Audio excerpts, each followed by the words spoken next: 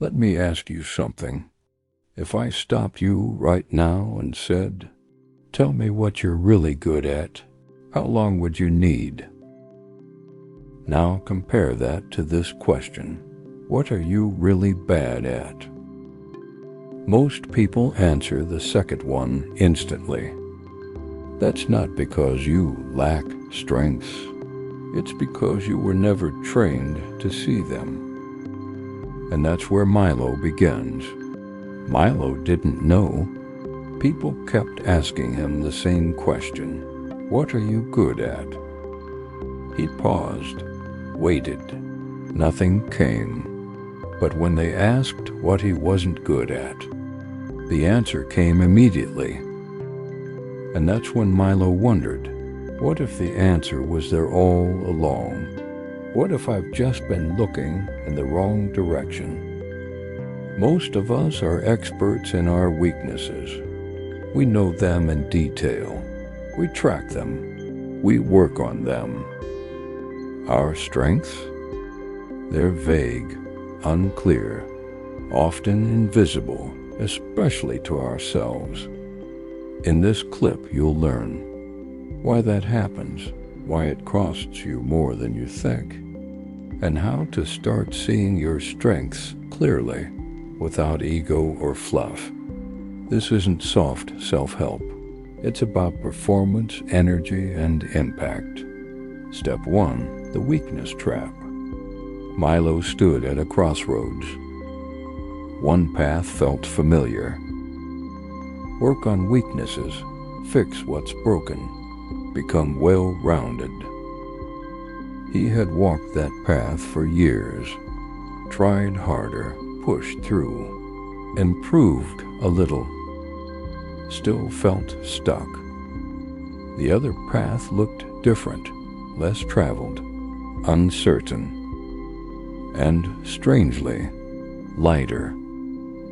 Why we're trained to focus on weaknesses.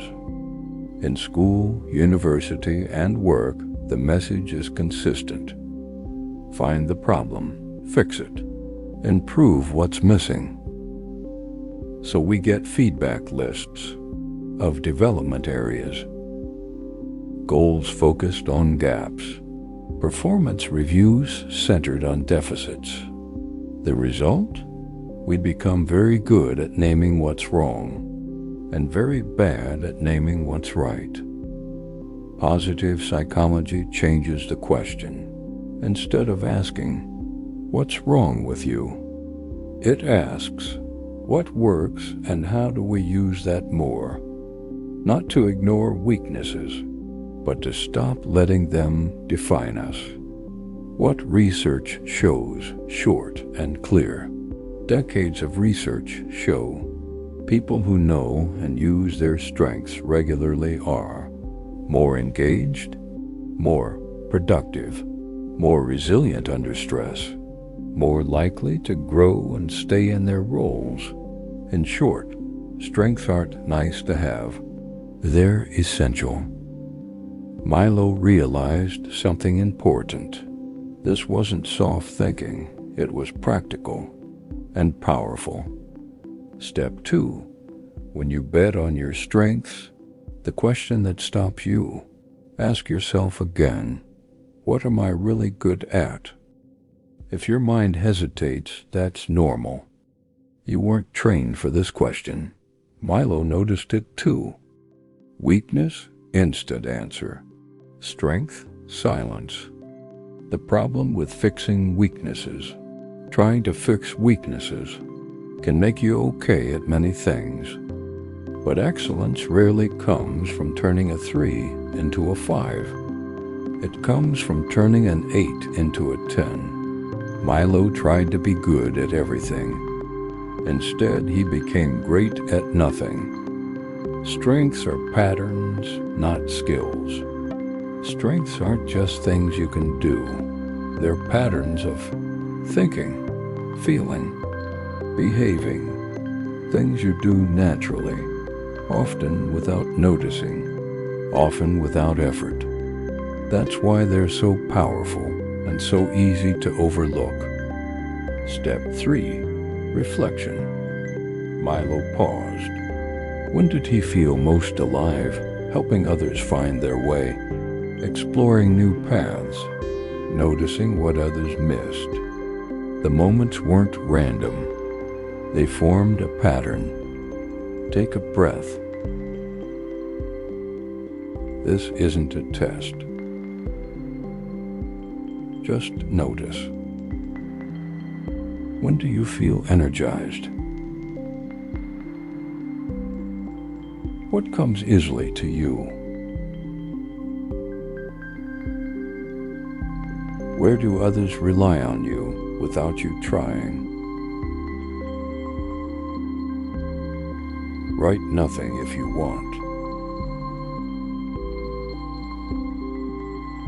Just observe.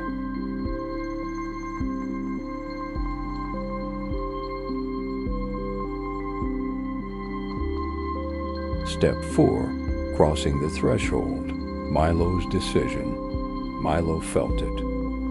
The questions had led him here to a threshold.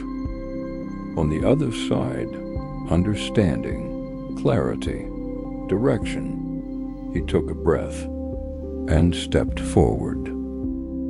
Your next step, the assessment.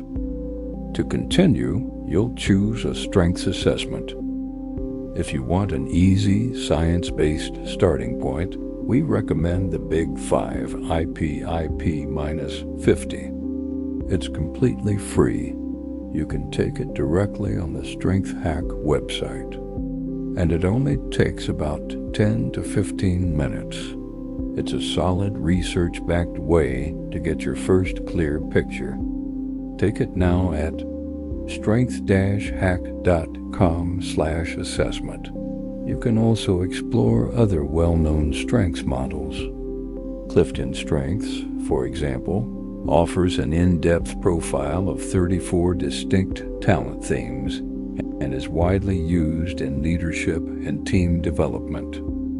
You might already know Myers-Briggs Type Indicator, often taken on 16 personalities, which give useful insights into communication and preferences.